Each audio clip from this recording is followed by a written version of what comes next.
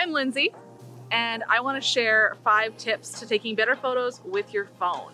So nowadays everyone has a phone with them and everyone uses a phone to take pictures, whether you do it for all your photos or whether you're a photographer like me, but you still have your phone on all the time, and every once in a while it's just the easiest thing to pull out and snap a quick photo. So these 5 tips will get you taking better cell phone pictures right away. For more photo related content, like this video and subscribe to my YouTube channel. Tip number 1 is pay attention to what the light's doing. So whether you're outdoors, indoors, start focusing on where the light's coming from and how much light you have available to you. On a day like today, it's pretty bright outside, so if you have your subject facing into the sun, not only are you going to get a lot of squinting, but it's going to be really hard to get a nice exposure on the face.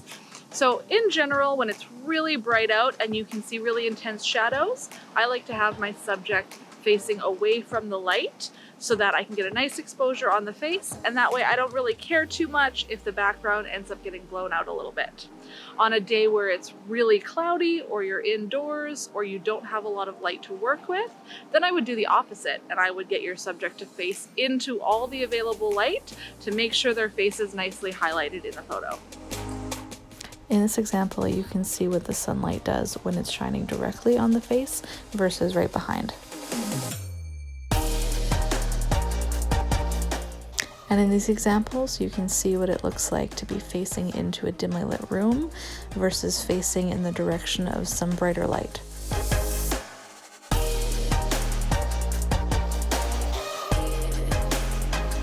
Tip number 2 is all about framing. So you want to take advantage of the rule of thirds whenever possible. On most phones, including my iPhone, you can set it up to have grid lines showing on your photo app. So it'll show you 2 horizontal lines and 2 vertical lines, breaking your frame up into 3 different equal parts. Now, taking advantage of those areas on your screen really helps with a nice, well-composed image.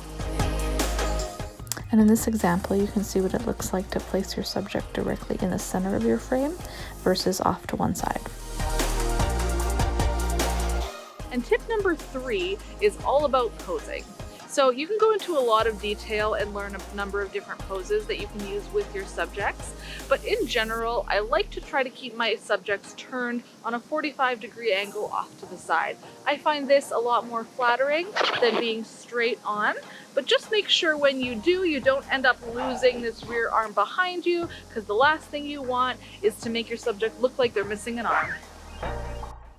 Here's an example of a straight on versus a 45-degree angle, and an easy go-to pose, especially for ladies, is to bend one knee and put one hand up on the hip.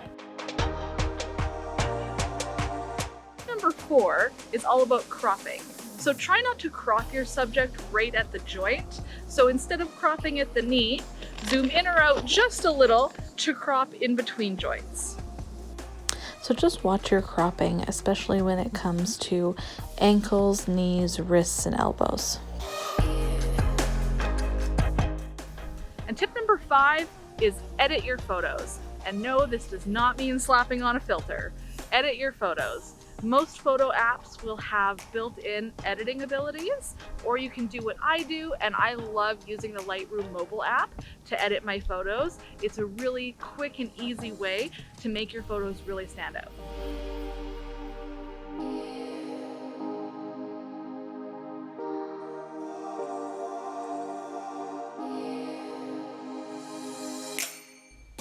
Your phone may be a little different, but on my iPhone, you can go into the Photos app and you can go in and edit your photos right there.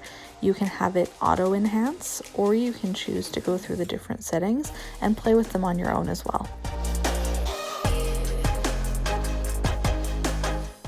Personally, I use Lightroom quite a bit, so I love the Lightroom mobile app. It gives you a lot of flexibility in editing. The first thing I like to do is crop my image just the way I like it, and then I use a lot of presets to help me get started. Once I pick a preset that I like, and these are all ones that I've brought in from elsewhere, then I go through and you can do any finishing touches before exporting to your camera roll.